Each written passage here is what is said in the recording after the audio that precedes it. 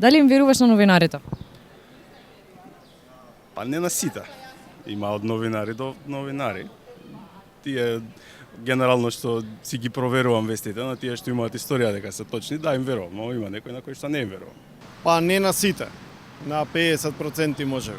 Вие како новинари сведоци сте дека моментално се случува феномен во кој секој како сака еден што сака да биде присутен во јавност, што сака да сподели нешто, што сака да биде активен во овој општествен јавен живот, на некој начин стана квази новинар.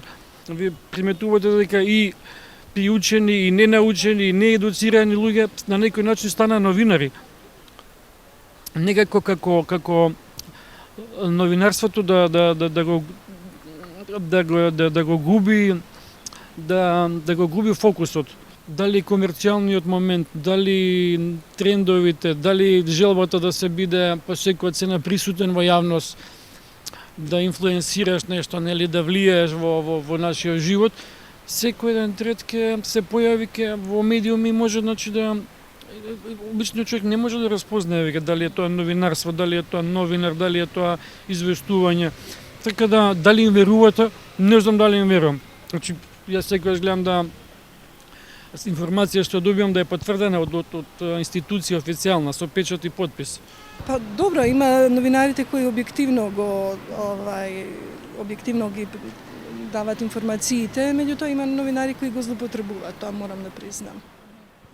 Колку често ви испраќате информации, да речем, од терен нешто ако се случува во градот директно до медиумите?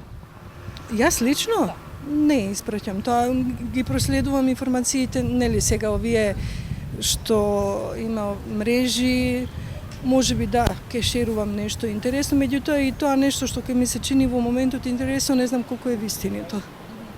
До медиумите скоро никогаш, но знам до градоначалник или до општина да пратам, значи дали слики, дали забелешки, такви некои моменти секако се случува, да, праќам.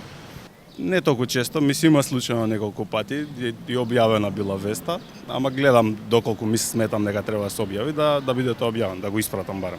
Многу за жал испраќам информација од терен на нашите градоначалници. Живеам во аеродром, испраќам и многу често ми се случува да поднесем и некој приговор во самата општина. Тотално не сум задоволен на локално ниво како функционираат. Какво мислење имате за новинарството во Македонија општо?